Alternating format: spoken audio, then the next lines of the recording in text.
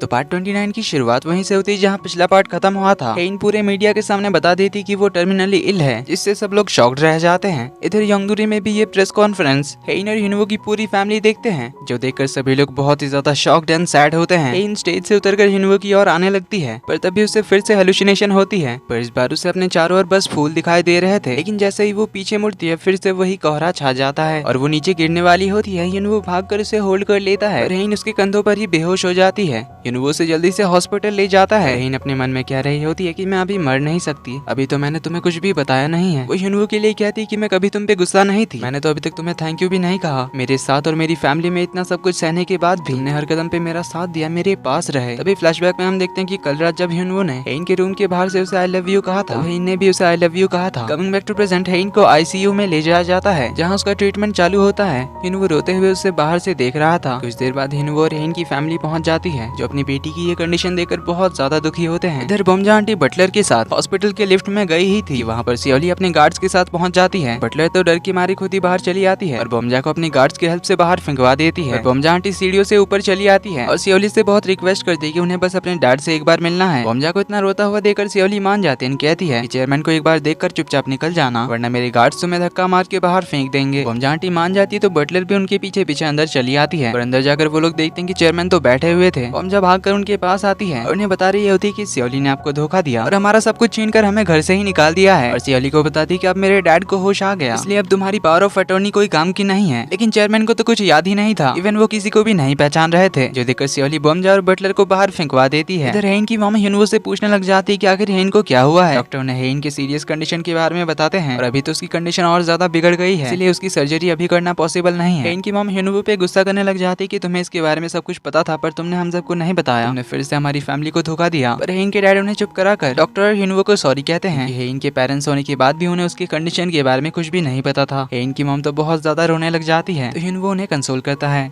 कुछ देर बाद हेइन के डैड उसे देखने के लिए अंदर आते हैं। हिनवो ने सॉरी कहता है उन्हें इस बारे में ना बताने के लिए, पर डैड जानते थे कि हेइन ने ही उसे ऐसा करने के लिए कहा होगा। हिनवो बताता है कि हेइन नहीं चाहती थी कि आप लोग दुखी हो जाओ, इसीलिए उसने आप लोगों को नहीं बताया। सब कुछ ठीक से हो जाता है, उसके बाद वो आपको बताने वाली थी। ये सब सुनकर डैड बाहर चले जाते हैं और लिफ्ट के अंदर वो हेइन के बचपन को याद करते हैं। उनकी प्यारी सी छोटी सी बच्ची हेइन कितना खुश रहा करती थी और आज अपनी बेटी को इस हालत में देखकर वो बहुत ज्यादा रोते हैं। इधर चेयरमैन का मेमोरी लॉस हो चुका था, जो कब वापस आएगा ये डॉक्टर भी नहीं बता सकते। इधर बोमजा आंटी भी हॉस्पिटल पहुंचती है। इनकी मॉम से कहती है कि तुम्हें भी पता था हेइन के कंडीशन के बारे में, इसीलिए तुम मुझसे कह रही थी कि मुझे कोई पछताने वाला काम नहीं करना चाहिए। मेरी बेटी इस साल में सबको पता था, सिर्फ मुझे छोड़कर। ये बोलकर वो जाने लगी थी, पर तभी उन्हें रियलाइज होता है हेइन ने तो उन्हें कितनी बार बताने की कोशिश की थी। पहली बार जब उन्होंने सुचोल के पैनिक अटैक आने के बाद हिनवो को डांटने गई थी, तब हेइन ने उन्हें बताने की कोशिश की थी मेरे साथ भी कुछ सीरियस मैटर हुआ है। तब हेइन की मॉम ने उसकी बात को निगलेक्ट कर दिया था। फिर जब कुछ दिन पहले हेइन रास्ते में ही बेहोश हो गई थी, उस पर तो हेइन की मॉम ने कह दिया था कि ज्यादा नाटक मत करो। ये सब याद करके उन्हें बहुत ज्यादा बुरा लगता है कि उन्होंने इतने सालों तक अपनी बेटी पे थोड़ा सा भी ध्यान नहीं दिया, इसीलिए वो पछताते हुए अभी बहुत ज्यादा रोती है। इधर हिनवो पूरी रात हेइन के पास बैठकर उसकी सलामती के लिए बस गॉड से प्रे कर रहा था। अगले दिन सुबह दाहा योनसंग को कॉल करती है, क्योंकि उसने भी हेइन की न्यूज देख ली थी, पर इस वजह से उसे सुचोल की बहुत ज्यादा फिक्र होती है, क्योंकि वो कमजोर दिल का है। जब भी वो स्ट्रेस में होता है तो उसे एंजाइटी डिसऑर्डर हो जाता है। उसकी फैमिली तो दूर की बात है, सुचोल को खुद नहीं पता इसकी वजह से कब उसके साथ क्या हो जाए। इसीलिए वो योनसंग से एक फेवर मांगती है कि किसी से क्या कर सुचोल के पुराने घर से उसकी दवाइयां उसके पास पहुंचा दे। और योनसंग उसे गुस्से में कहता है कि इससे तुम्हारा क्या जाता है। दाई कहती है कि उसकी कंडीशन सीरियस हो जाती है, वो बेहोश होकर मर भी सकता है। योनसंग कहता है फिर मरने दो उसे, अगर तुमने दोबारा मुझे कॉल किया ना तो मैं खुद ही उसे मार दूंगा। ये बोलकर वो कॉल काट देता है। इधर सुचोल एक टेलिस्मैन लेकर हिनवो को दिखाने आता है, बताता है कि इस टेलिस्मैन की वजह से दीदी के साथ ये सब हुआ है। मॉम ने ये किसी शमन के पास से मेरे लिए लाया था, हेइन के पावरफुल एनर्जी से बचाने के लिए। मैं बस एक बार हेइन को हराना चाहता था, पर मुझे पता नहीं था कि इस टेलिस्मैन की वजह से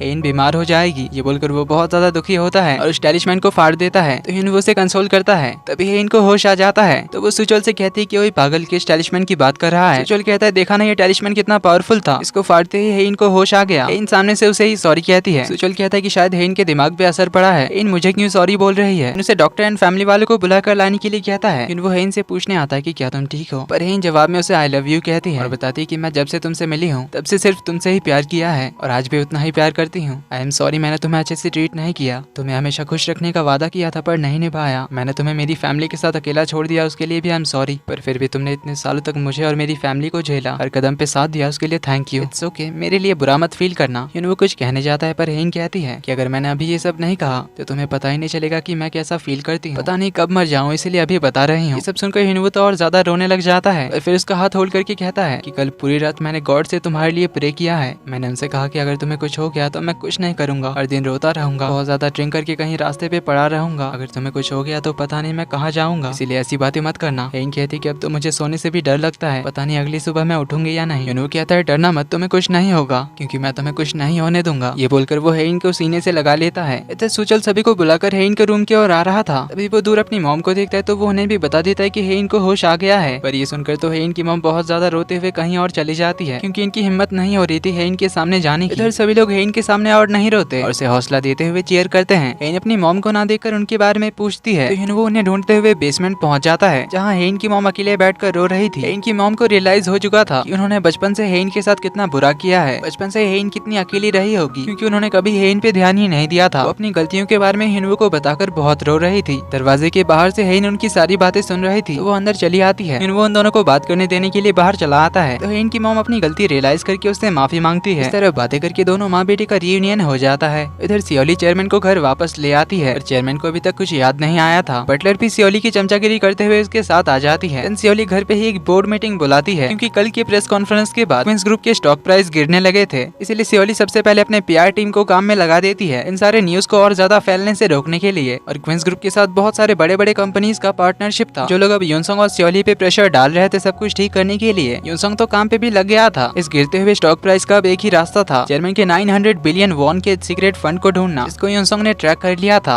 आखिरी बार ये अमाउंट मलेशिया के एलसीसी बैंक में था और उस बैंक के प्रेसिडेंट मिस्टर जमाल इब्राहिम ने उन पैसों को विड्रॉ करके कहीं भेज दिया है। तो यूनसंग उसका पता लगाने के लिए किसी को मलेशिया भेजता है। इधर हेइन के डैड तो बहुत ही ज्यादा सैड थे तो हिनवू के डैड उन्हें चेयर अप करते हैं। इधर हेइन से मिलने उसकी सेक्रेटरी आती है जो कल उस प्रेस कॉन्फ्रेंस के बाद पब्लिक के रिएक्शन उसे बता रही थी। पब्लिक तो हेइन को काफी सपोर्ट कर रही थी। सेक्रेटरी उसे कहती कि मैंने ईएमआई पे एक बहुत ही महंगी ड्रेस खरीदी है क्योंकि मैं आपके वापस आने के लिए बहुत ज्यादा खुश थी, इसलिए आपको जल्दी से ठीक होकर वापस आना होगा क्योंकि मैं इस ड्रेस को आपकी सेक्रेटरी बनकर पहनना चाहती हूँ। इसके इंस्टॉलमेंट भरने में 6 महीने बाकी हैं और 6 महीने बाद मुझे आपको ऑफिस में देखना है, तब मैं इस ड्रेस को पहनकर आपके साथ आऊंगी, इसलिए आपको वापस आना ही पड़ेगा। हेइन कहती पता नहीं मेरे पास उतना टाइम होगा या नहीं। सेक्रेटरी कहती कि मैं नहीं जानती, आपको वापस आना ही पड़ेगा क्योंकि मुझे इस ड्रेस का रिफंड भी नहीं मिलेगा, इसलिए तब तक मैं आपका वेट करूंगी। तो हेइन कहती है ठीक है मैं वापस आऊंगी। तो सेक्रेटरी जाने से पहले उसे गले लगाती है क्योंकि दोनों बेस्ट फ्रेंड्स की तरह थे। इधर हिनवू और हेइन हॉस्पिटल के कंपाउंड में बैठकर पब्लिक के कमेंट्स पढ़ रहे थे। कुछ कमेंट्स काफी फनी थे जिन्हें पढ़ के हिनवू हंसने लगता है। तभी दोनों पीछे मुड़कर देखते हैं तो सभी लोग उनकी फोटोज वगैरह खींच रहे थे, पर उन्हें पीछे देखता हुआ देखकर वो सभी भाग जाते हैं। हेइन कहती जरूर इनको मुझ पे दया आ रही होगी क्योंकि कभी मुझे लोगों ने इस तरह से देखा नहीं, पर मुझे इससे बिल्कुल भी अच्छा नहीं लग रहा, इसलिए वो हिनवू से उसे प्यार से देखने के लिए कहती है, वो भी सभी लोगों के सामने ही। हिनवू उसके सामने घुटने में बैठकर उसे प्यार से देखने लगता है, पर इस तरह हिनवू को देखकर वो खुद ही शाय फील करने लगती है, इसलिए वो उठ जाती है। पर हिनवू तब भी उसे प्यार से देख ही रहा था। जो देखे हेइन काफी ब्लश करती है, पर फिर उसे कहती है कब तक तुम सिर्फ मुझे देखते रहोगे। तो हिनवू उसे अपने बाजुओं से होल्ड करता है। दोनों बहुत ज्यादा खुश होकर अपने रूम की ओर जाने लगते हैं। तभी वो लोग सामने यूनसंग को देखते हैं और इसी के साथ इस पार्ट का एंड यहीं पर होता है।